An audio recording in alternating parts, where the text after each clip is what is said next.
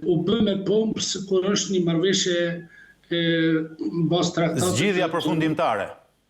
Po, unë nuk e kam publiku, po kam punu me mujtë të tërë, për shkak që një botën gjermane kam bërë një krahasim mes marrëveshjes gjermane dhe marrëveshjes së Ohrit, aneksit të Ohrit. Dhe dua të them në studiot e ju për herë në kuptimin për ta zbërthyer më gjatë që konteksti bilateral dhe synimet dallojnë.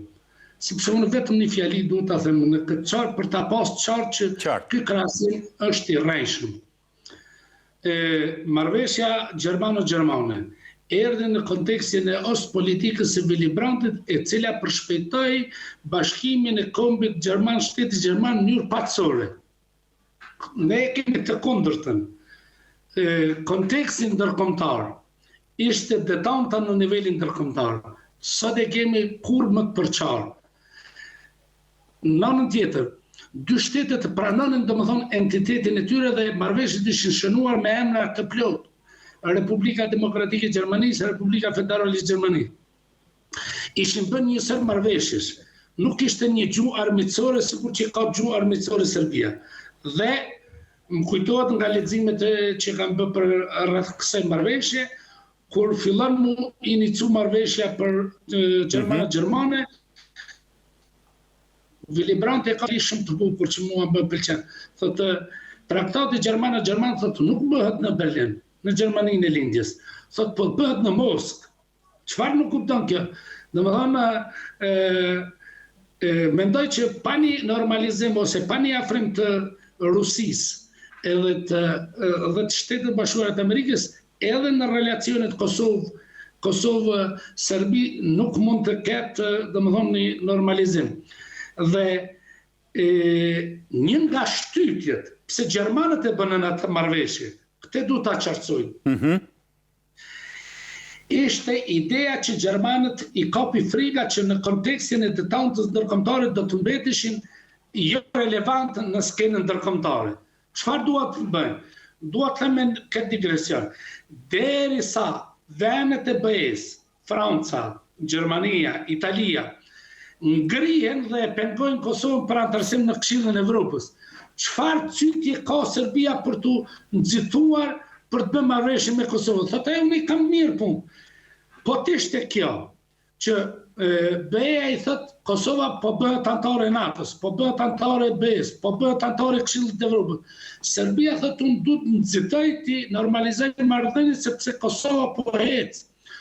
Po, derisa agresori avancon në integrimin evropian, viktima mbetet prapa dhe në sanksione, domethënë, kjo tregon domethënë që qasja është e gabuar, metodologjia, unë e shoh me një spektër më të gjerë.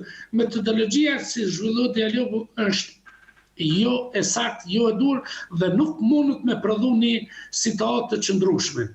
Sepse vetë fakti domethënë që ty ta ka bënë një gjykatë speciale për gjëja për krimet tua, është intenca për ta nxjerrë Serbinë sa më të pastër për historitë që ka përjetuar Kosova më të rënda, Bosna, Kroacia, që nga Holokausti në luftën e dytë botërore.